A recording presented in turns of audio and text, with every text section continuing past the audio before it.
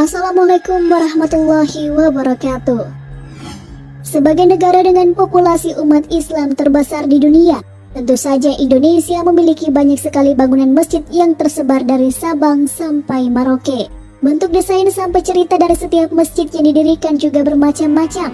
Ada yang memiliki keindahan yang banyak mengundang kagum, tidak hanya orang lokal saja, melainkan juga sampai terdengar ke luar negeri.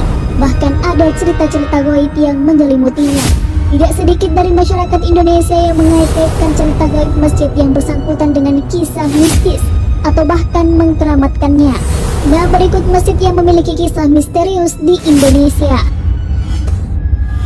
Masjid Agung Waluyo, Kota Bau-Bau. Jika Anda berasal dari Sulawesi Tenggara, tepatnya Kota Bau-Bau, tentunya pernah mendengar cerita tentang sebuah masjid yang memiliki pintu akses langsung menuju Makkah, bukan? Masjid yang dimaksud adalah Masjid Agung Waluyo atau Masjid Agung Keraton Buton yang sudah cukup berumur, dengan arsitektur menawan dan tak kalah indah jika dibandingkan dengan Masjid Istiqlal di Jakarta. Konon menurut cerita rakyat yang sudah dipercaya selama turun-temurun, masjid yang didirikan pada masa Kesultanan Buton ke-37 tahun 1930-an dipercayai memiliki akses langsung menuju Mekah. Pintu tersebut terletak tepat di belakang mihrab berupa sebuah pusena atau lubang yang menuju langsung ke pusat bumi. Bahkan tidak sedikit yang mengaku pernah mendengarkan suara azan dari dalam lubang tersebut dan dipercaya adalah azan dari Mekah. Tidak hanya itu saja, jika Anda merasa kangen dengan orang-orang terdekat yang sudah meninggal, maka dengan hanya melihat ke dalam pusena tersebut saja, Anda dapat melihat mereka-mereka yang Anda sayangi tersebut. Masjid Nurul Yakin, Kota Tangerang.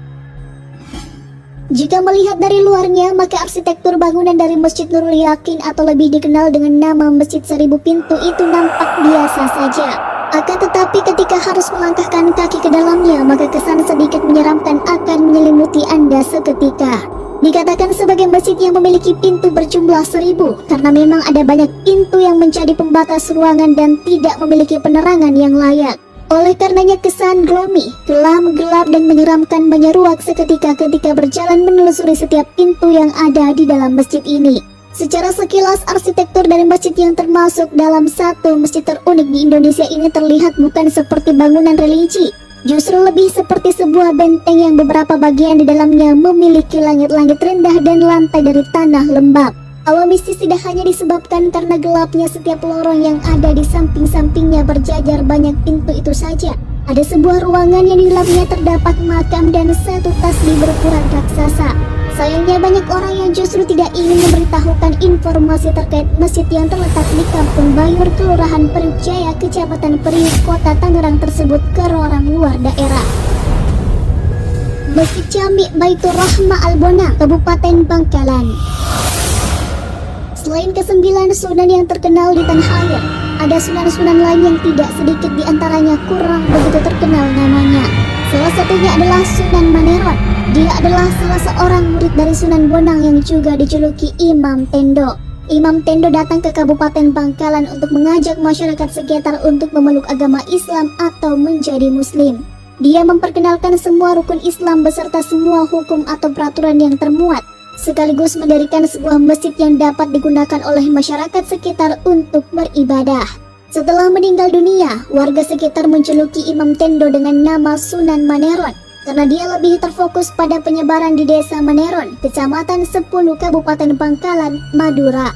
Dikarenakan jasanya, maka warga sekitar tetap menjaga peninggalan Sunan Maneron, yaitu masjid tersebut. Jika Anda berkunjung ke masjid ini, maka akan menemukan sebuah gentong berukuran besar yang ditanam di lantai masjid. Di dalam gentong yang terletak di bagian terasan masjid sebelah utara tersebut terdapat air yang selalu diminum peziarah karena dipercaya dapat menyegarkan tubuh dan menjaga keselamatan diri. Tidak hanya itu saja, air dalam gentong tersebut juga sering digunakan warga untuk mencari kebenaran antara dua pihak yang berselisih dengan cara meminumnya.